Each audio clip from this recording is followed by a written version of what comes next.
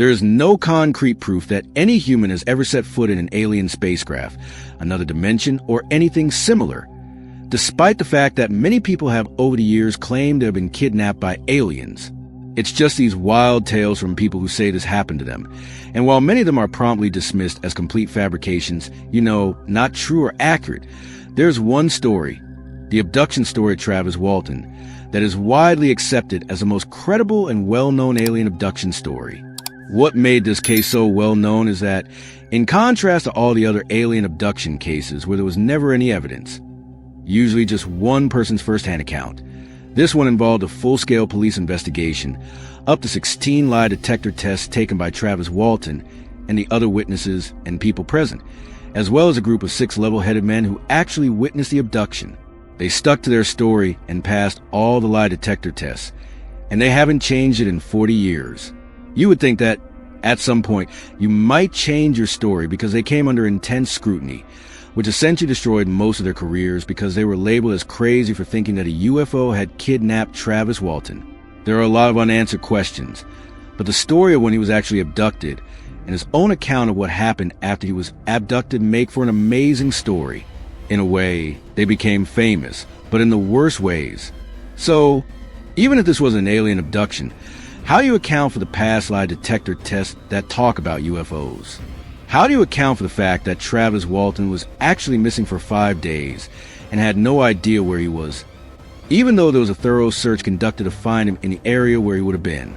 Before we move on to today's story, let me say that it is still one of the most intriguing alleged alien abduction stories ever, and it has been made into both books and movies. But before we get into today's story, if you are a fan of this kind of story, I suggest you subscribe so you won't miss any delicious story. Travis Walton, who was 22 years old at the time, had developed a bad boy reputation in his hometown of Snowflake, Arizona. He rode a noisy Harley-Davidson motorcycle through town, was a wild bull rider, and was a boxer. There was a story about Travis when he was with his friends in a car, driving down a road, when a bear jumped out of the woods and landed in the middle of the road. Just standing there, without any hesitation, Travis leaped out of his car and chased after this huge bear, scaring it back into the woods. In fact, he chased it up into the woods. So Travis was known as this kind of rebel, a bit of a problem child, but he was beloved by his friends. He was just one of those cool guys who did things his own way. Travis and the 6 other men he worked with were loggers. They were given contracts to clear trees in a certain area. They weren't big time with huge equipment. We're talking chainsaws, regular saws, and axes. They would go out, these blue-collar, hard-working type guys, and clear areas of trees. That's what they did. Now, these 7 men did a dangerous job. I mean, you're cutting down these huge trees, and you're usually working pretty quickly, operating chainsaws that are pretty dangerous. Mike Rogers, the crew boss who was there the day of this event, described in several interviews that the men he hired needed to be incredibly level-headed. They did not strike you as people who would have this fantastical alien encounter story. On November 5th, 1975, Mike Rogers was given a contract to clear out a huge 1,200-acre plot of land inside the Sitgreaves National Forest. He grabbed his crew, and they piled into the one pickup truck that Mike owned. Mike knew that this was going to be a really difficult job. It was a huge area to cover. He told his men up front, "We're going to be working really hard, so expect long, full days." Over the first 3 days of the job, even though they were working long hours and barely taking any breaks, they were behind schedule. At the end of the 3rd day, it was late at night. They had worked all day, and everybody was just totally exhausted. Finally, they wrapped up and piled back into Mike's truck, all 7 of them, and started driving the access road back down to the main road to get back to town. As they drove, they weren't really talking about work at all. They were joking about what they were going to do that night. As they drove down the heavily forested road, they looked off to the right and saw some lights in the forest. They would say in interviews that they all noticed it, but it did not stand out as anything particularly bad. It could just be anything. They weren't thinking much of it, but as they continued down the road, the light got brighter, or maybe they just couldn't help but notice it, and they all started commenting on it. Someone suggested, "Oh, it's probably just a moon. It's a full moon." But then one of the guys on the other side of the truck happened to look out his side, away from where that light was, and said, "No, the moon's over here. It's on this side of the road." So they realized it wasn't the moon. Then someone suggested, "Oh, maybe it's a forest fire. We should go check it out." But then Mike Rogers, the driver and crew boss, said, "No, there be smoke. There's no smoke or anything." And Travis, who was a guy jumping out of cars to chase down bears, he was a total adrenaline junkie, said, "Hey, let's just drive over there and see what it is. I don't know. It could be anything. Let's go check it out." The guys in the truck were a little on edge about it, but ultimately they said, "You know, what's the harm? We'll drive over. We know there's a road that brings us over to that section of the forest. We'll go look at whatever this is, and then we'll leave." So they drove down another little access road and came to a clearing where the lights were. They were astounded at what they saw. They were all polygraphed separately about what they saw when they reached this clearing. Each of them described the same thing with slightly different details because that was from their own perspective, and the polygraph tests all showed they were telling the truth. They saw this disc-shaped craft with what looked like panels of lights on the underside, hovering in the clearing maybe 50 or 100 feet off the ground. Not spinning or anything, just floating in midair as if it were suspended. The men, in their interviews later on TV shows and books, would say what struck them was not just the fact that there was this craft there, but how bizarre it was to see this thing defying gravity. It wasn't moving, but it was hovering in the air right in front of them. One of the men even commented at length. He built houses and was handy, and he started talking about the structural framework of this craft. He could see that there was really impressive engineering on the underside of this craft. It was just a beautiful machine. As they looked at it, Travis was so excited when they got to this clearing. He didn't know what he was looking at, but much like the bear, when he jumped out to chase it, as soon as they were almost at a stop in this clearing right next to the ship, he jumped out of the car. Nobody else moved, just Travis. He started walking a little ways away from the car toward this craft. The craft didn't move. It was maybe 50 or 100 feet away from them and 50 or 100 feet in the air. The crew didn't say anything. They were just dumbfounded by what they were looking at. Travis was also dumbfounded, but he was walking toward the ship. He would say in an interview that he was frightened, but mostly curious. He knew he was looking at something that no one knew what it was, some sort of craft they didn't understand. But it was fascinating to him. He kept walking closer and closer to it. As the crew came out of their initial shock of seeing this unidentified flying object in the sky, they started yelling for Travis to come back. They had this bad sense that something was going to happen, and they thought he shouldn't go near it. Come back! Not to mention it's hovering in the air. What if it falls and lands on you? They yelled, "Travis, come back over here." Once one person started yelling for Travis to come back. They all did. Travis remembered hearing them screaming for him to come back to the car, but he wasn't really paying attention. He was still walking. Finally, he stopped just looking at it. Travis would say he was struck by the beauty of the underside of this craft, with all these different panels of lights built into it. It was this incredible piece of machinery. Then, all of a sudden, it started spinning just a little bit and began emitting this noise that all of them reported hearing, a loud mechanical sound. Now the yells from the crew were getting louder and louder.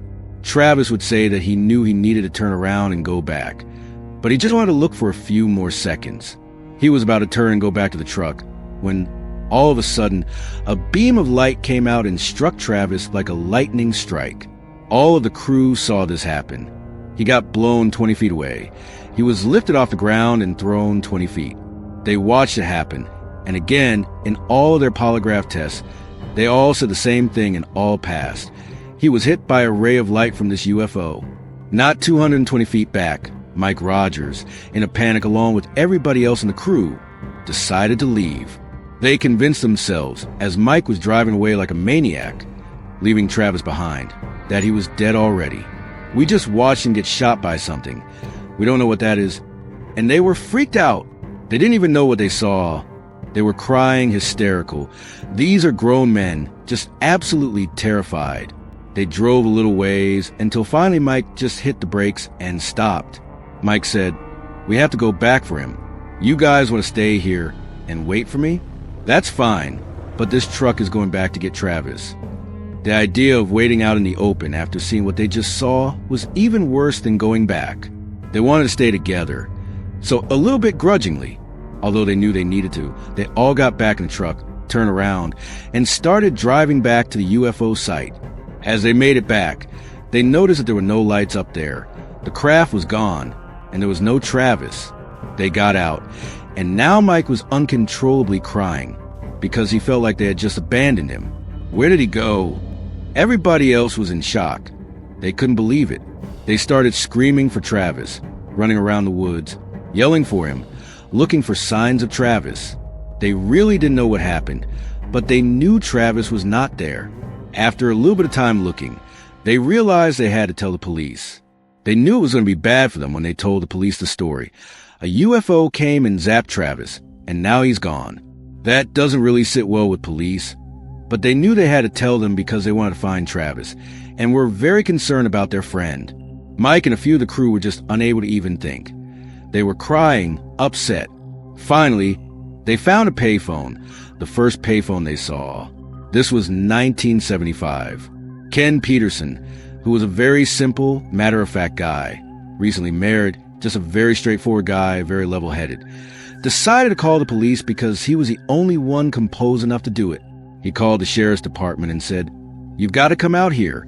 We can't find our friend Travis Walton. We'll have to describe it to you when you get here because trying to do it over the phone isn't going to do it justice. But he's gone, and we don't know where he went." Shortly thereafter, Sheriff Marlon Gillespie and Ken Copeland, his partner, showed up at this rest stop where the payphone was. They got to the scene, saw Ken Peterson, who made the call, and said, "All right, tell us what's going on." The crew had now gotten out of the truck. They looked distraught for sure, and Ken began to try to describe what happened. But he hadn't mentioned UFOs or aliens. He just said, "We were up at the logging site on a contract up there, and it's hard to describe."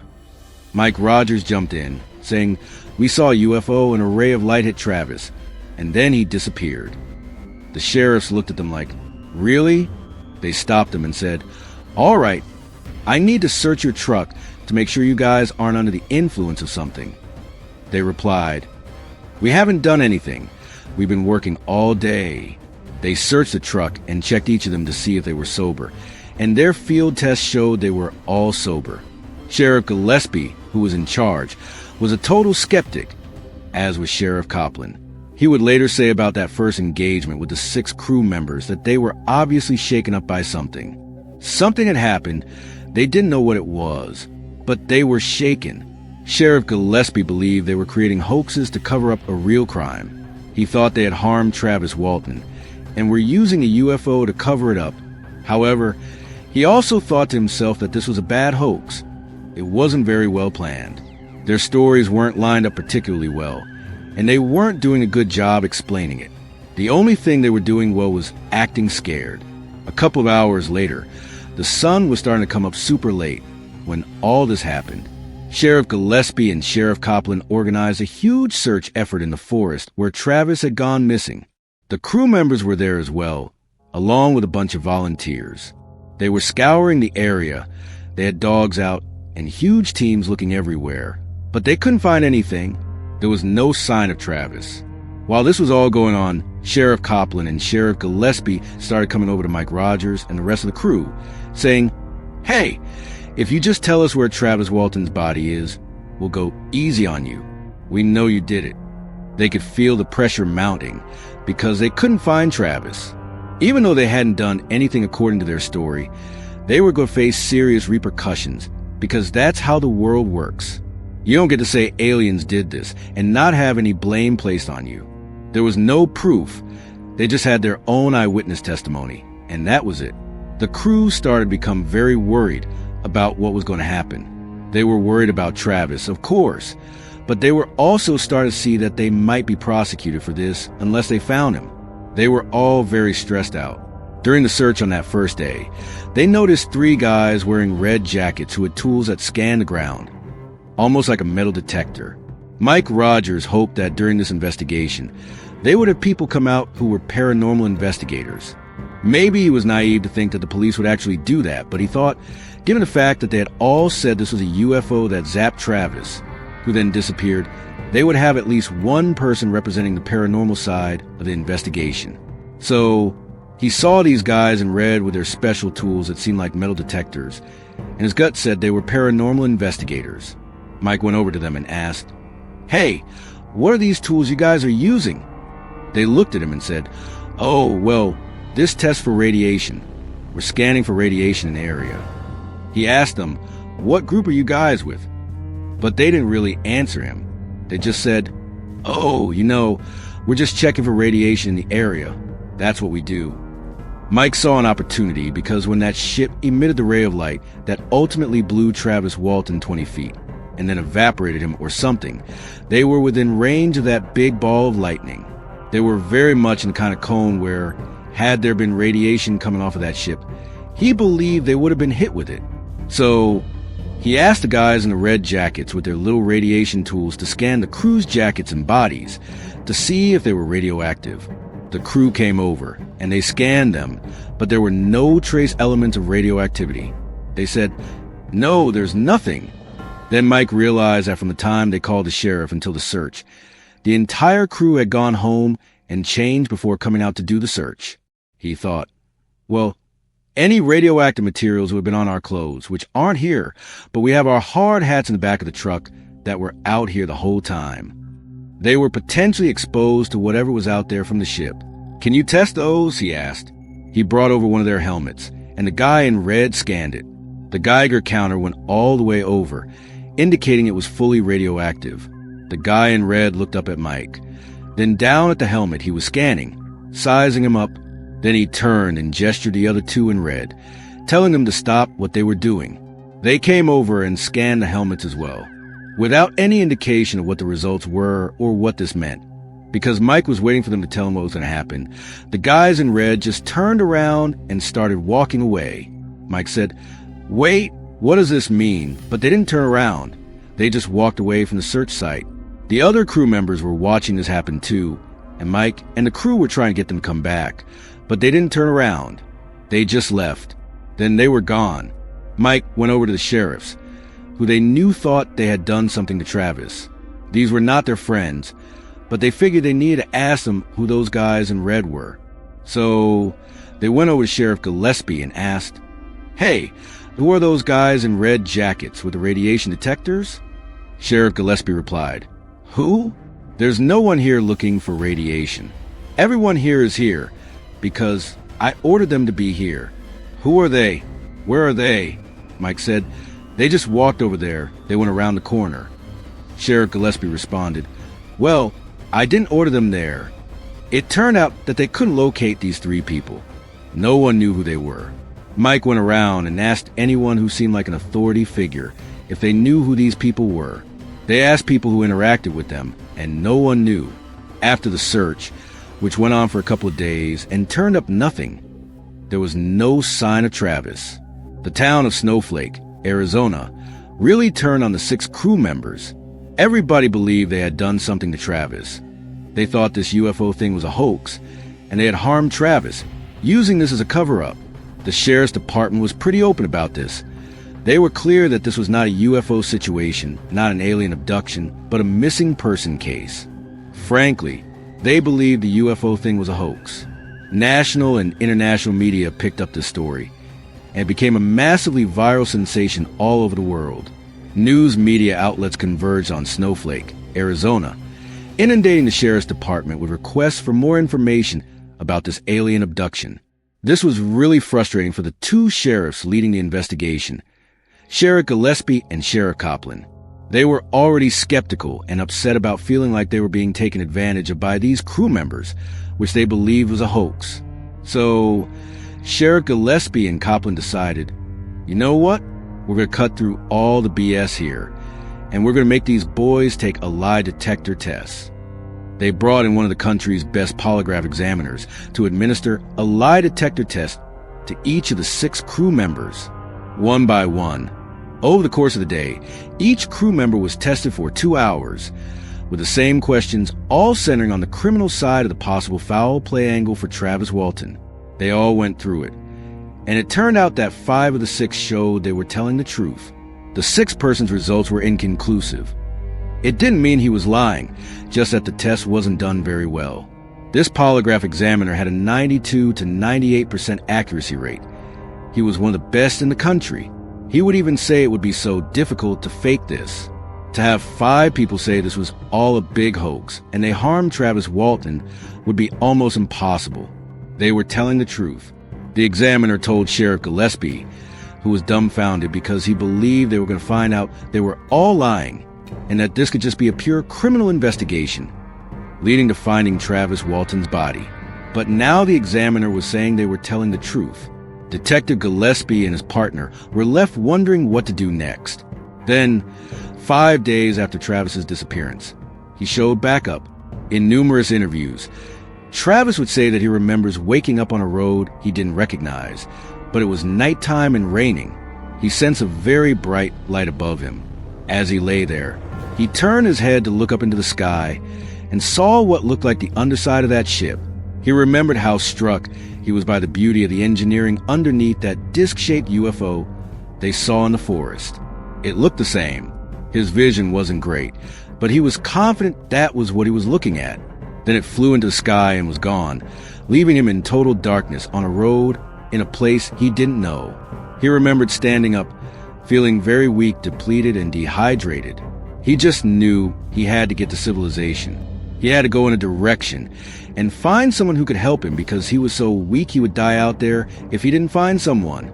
He mustered the strength to stand up and started staggering down the road. Eventually, through sheer adrenaline, he started running. Luckily, he saw up ahead there was a rest stop. At rest stops, there are payphones. He made his way down to the payphone, had change in his pocket, and put it in the payphone. He ended up calling his brother, who couldn't believe he was talking to Travis because he was supposed to be dead at this point. He didn't believe it was Travis, but Travis just kept saying it to him over and over again. "It's me. They brought me back." He tells him where he is because now he recognizes that this rest stop is actually in Snowflake, Arizona. When his brother picks him up, Travis would say that he believed this was just minutes after the initial abduction. He didn't even know he had been abducted. It was like he was coming to thinking, "Man, what happened? I was just over at that clearing where I saw this ship, and now I'm over here. What am I doing here?" Travis's brother looks at him, confused, asking, "Where have you been? We've been so worried about you for the past several days." Travis was almost catatonic, in shock, and he didn't know what was going on. He looked at his brother and said, "What?" His brother replied, "You've been missing for 5 days. When Travis heard this revelation, that he had been missing for 5 days, it absolutely put him into shock. He was in a catatonic state, unable to make sense of it. He just sat there quietly, and his brother looked at him, unsure of what to ask. He asked a couple of times what happened, but Travis just didn't answer because he couldn't explain it. Instead of immediately calling the police, Travis's brother decided to take him to a hospital, knowing that with the media circus, as soon as they found out he was back, it would just be mayhem. He wanted to make sure Travis was taken care of first. So he drove to Phoenix, Arizona, and brought him to a hospital, asking the doctors to be discreet. The doctor who examined Travis knew who he was because he had been following the news. During the examination, they found that Travis was malnourished, tired, and looked very sick, but there were no physical wounds except for one puncture site in the crook of his arm. Travis was not a drug user, so it wasn't a mark from using drugs. It was a puncture site, and they assumed someone had recently put a needle in his arm. The doctor also drug tested him and tested his blood, finding no drugs in his system. It wasn't like he had been using any substances, so he kind of had a clear bill of health, just the injection site and looking pretty ragged. After the examination, Travis's brother brought him back to their home in Phoenix, Arizona. As soon as they got back, his home phone was getting constant calls. The news had made its way to the sheriff's department back in Snowflake, Arizona, and they were nonstop calling Travis's brother, saying, "Hey, we hear he's back. We have to talk to him."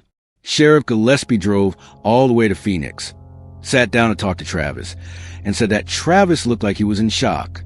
He appeared to have been through something traumatic. It did not seem like he was acting. Sheriff Gillespie started asking Travis what happened. Travis mentioned a UFO, saying he saw this thing in a clearing and that he got struck by some light. He didn't know what it was, and then he found himself on the road 5 days later. He couldn't really make sense of what happened. He just didn't know what happened over those 5 days. Finally, Sheriff Gillespie gave up, saying, "Well, we have no way to arrest him. We have no proof of anything." He decided they would stay in touch and drove back. Then the media started showing up. Huge news trucks arrived outside. Everyone found out because this was a huge story where he was, and everybody wanted answers. Finally, the National Enquirer reached out, offering an exclusive story. They said if Travis spoke to them about what happened, they would get him out of there, bring him to a private location, and even pay for him to undergo a whole other battery of tests that were not typically done to see if they could figure out what had happened to him. So they agreed to go with the National Enquirer. By the time he was actually sitting there with the National Enquirer, he had a little time to let his memory kick back in about what had happened. He began to recall flashes of memory from those 5 days because initially, all he could remember was seeing the craft and then being on the road 5 days later. While sitting down with the National Enquirer, he began to recall what actually happened over those 5 days. He said he remembered getting out of the truck and walking to the craft. He recalled his crew members yelling at him to come back. He knew they were yelling at him, but he just wanted to look at the craft a little bit longer. Then, right as he was about to turn around and head back, the craft started moving, making a loud, mechanical, eerie sound. Before he had a chance to run back, he got hit with this lightning bolt of some kind. He then remembered being in the presence of some doctors. He saw white lab coats, masks, and facial coverings. He was in and out of consciousness, surrounded by an orange light, but he definitely saw what looked like medical professionals. He thought to himself, "Whatever happened with that ship must have hurt me, and my crew must have scooped me up and brought me to the hospital." In his semi-conscious state, he was aware that he was around medical professionals, or at least what he believed were medical professionals. At some point, his vision cleared. It went from foggy to pretty much lucid. He looked down at his chest and saw a rectangular box sitting on it that he didn't recognize. It didn't look like modern medical equipment. It looked almost like a rock. He looked at that and then up at one of the masked people working on him. This person was manipulating the box, then leaned in closer to look at Travis. Travis was horrified. It was a grayish, thin, narrow-headed figure that was very short, about 4 feet high. Looking in at him, its eyes were like slits, and it was staring at Travis, feeling unbelievably scared. Travis pushed everything off him, ripping out all the cords attached to him. He toppled off the table he was on and realized he was in a fairly small room with 3 of these humanoid creatures in it. He picked up the biggest instrument he could see next to the table he had just been lying on. He didn't know what it was, but he started wildly waving at them and screaming, "Get away from me!" He was trying to make sense of what he was looking at, and the 3 figures in lab coats started walking closer to him, looking up at him as if trying to study him.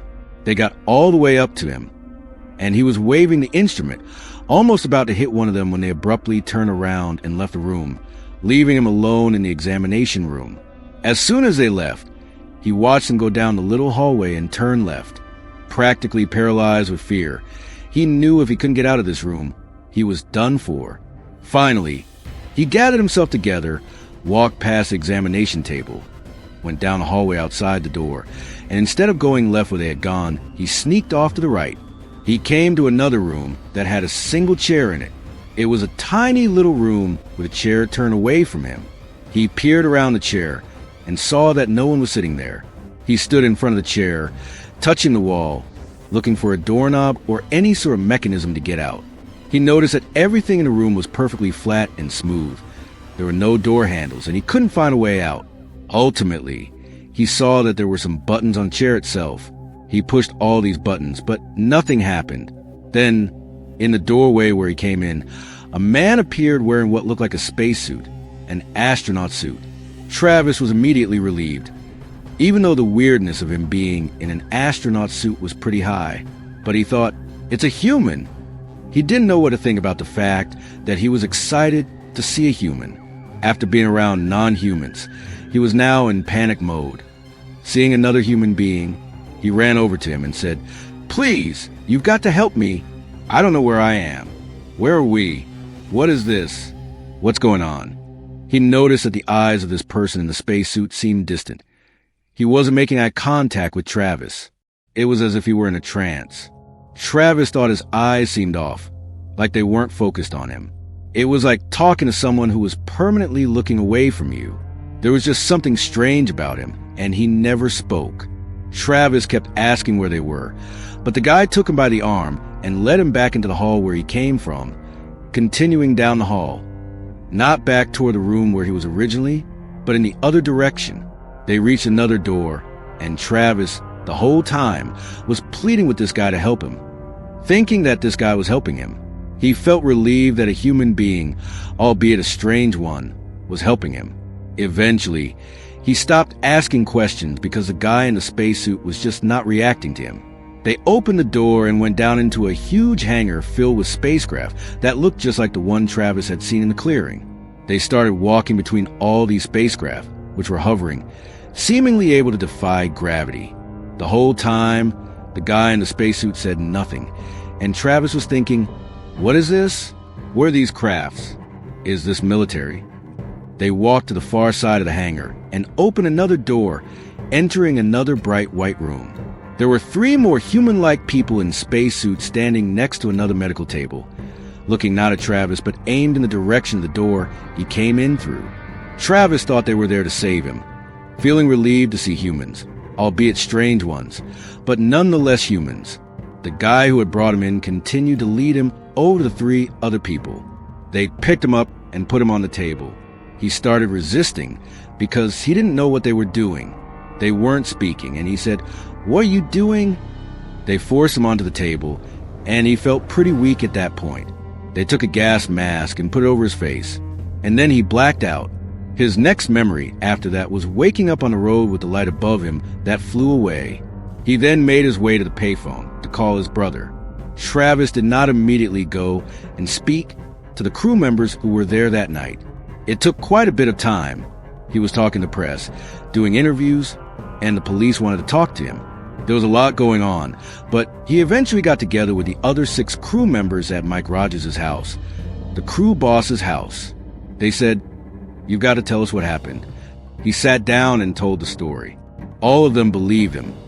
They didn't want to believe him, but they believed him because they saw the first half of this story themselves.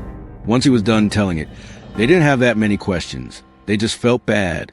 They felt like if they had just stayed there and taken Travis, he wouldn't have been taken. But they didn't know that. All of them left Mike's house that day and went their separate ways. They did not stay in touch. It was like this hugely traumatic event.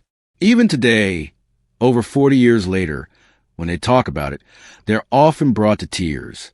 Ken Peterson's interviews are particularly striking because, as an older man now, he says, "To this day, I'm scared to look out my window because I'm afraid I'm going to see a spaceship." He starts crying when he talks about it. This had a profound impact on these 7 men, and some of them didn't do so well. This whole story ruined their credibility. Even though it's the most believable alien abduction story, most people think it's a hoax. One of them had his own family basically disown him because they felt so embarrassed about the whole story. They didn't believe him. If this was a hoax, to what end? What did they get out of it? Nothing. It damaged their lives. Over the span of 40 years, there will be 16 lie detector tests taken, 5 by Travis Walton and 11 by the remaining crew, and they all passed. The one member from that initial polygraph set, who had been inconclusive, was retested with the same exact test and did pass. It's just one of those things where we are left with this incredible story. Modern technology says they are telling the truth, but we can't fit that truth into what we think of as normal life. So we just decided that there's going to be a group of people who believe and a group of people who don't, and you're left to pick which side you're on. I'd love to hear what side you sit on. Was this a hoax? Was this an abduction? Was this something else? Let me know in the comments what you think, and I'll do my best to get back in touch with you. If you haven't already, please gently tap the like button and subscribe to my channel. Turn on all post notifications so you don't miss any of my 3 to 4 weekly uploads.